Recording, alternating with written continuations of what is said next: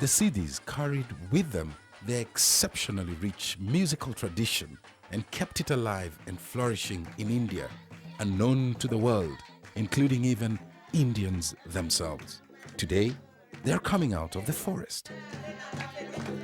Obama is America president, yeah.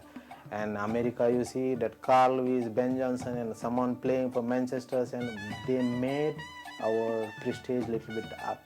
Maggie is in her early 20s. The idea to travel back to Africa, where they originated from, has crossed her mind many times. See, I'm Kenyan, like African. No, we can't live because we didn't have so many monies and all to go there. That's why we are staying here only. Daniel Parasu, the village headman, seems enthusiastic when I ask him to accompany me back to Africa.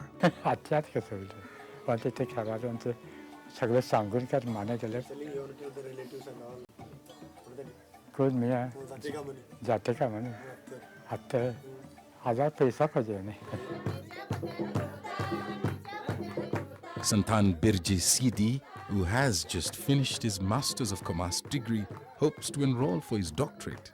He has Africa in his future plans. If we work there, it's like we are contributing towards our country, our forefathers' country. Besides that, we are living in our forefathers' land.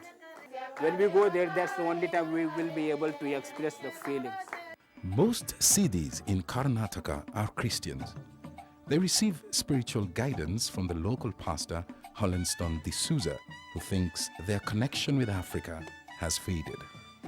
They are foreigners to Africa now, not foreigners to India, because they are well settled, well entered into the culture of India, and very loving people. As in, if they love the person, they are ready to give their life. The Siddis have adopted the language and culture of their hosts to such an extent that they would find it difficult to integrate into African society, according to Professor Ashish Nandi. They bring to South Asia their experience of living here for centuries with an African heritage, and to Africa it will bring a new kind of insider's view of South Asia. When the idea to relocate to Africa was first mooted, the Prime Minister, then Indira Gandhi, encouraged the Siddis to stay on, referring to them as part of the Indian family. If some individual Siddhis want to go there, he goes on his own and makes it his home. Maybe some of them will go there and there will be a different kind of homecoming than sending them lock, stock and barrel to Africa to settle down, because that kind of settling down, the kind of settling down they have done in India takes not less than 500 years. If you transplant them back to Africa, they will not feel comfortable.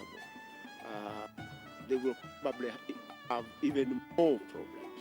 The Siddis have for centuries preserved their native African heritage and have mingled with local influences.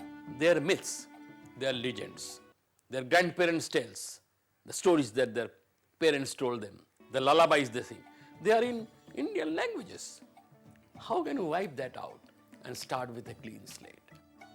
As my interview with Professor Nandi came to an end, I asked him for his final comment, and this is what he had to say. I feel proud that you have taken the initiative and not some European or North American, West European or North American anthropologist doing it as a part of his or her studies.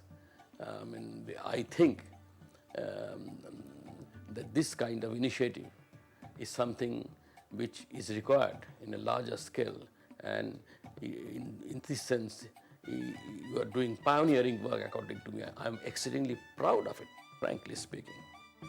Could the presence of the Siddhi be the beginning of a wonderful phase of history, a symbolic representation of African Indians, the Africa tribe in India?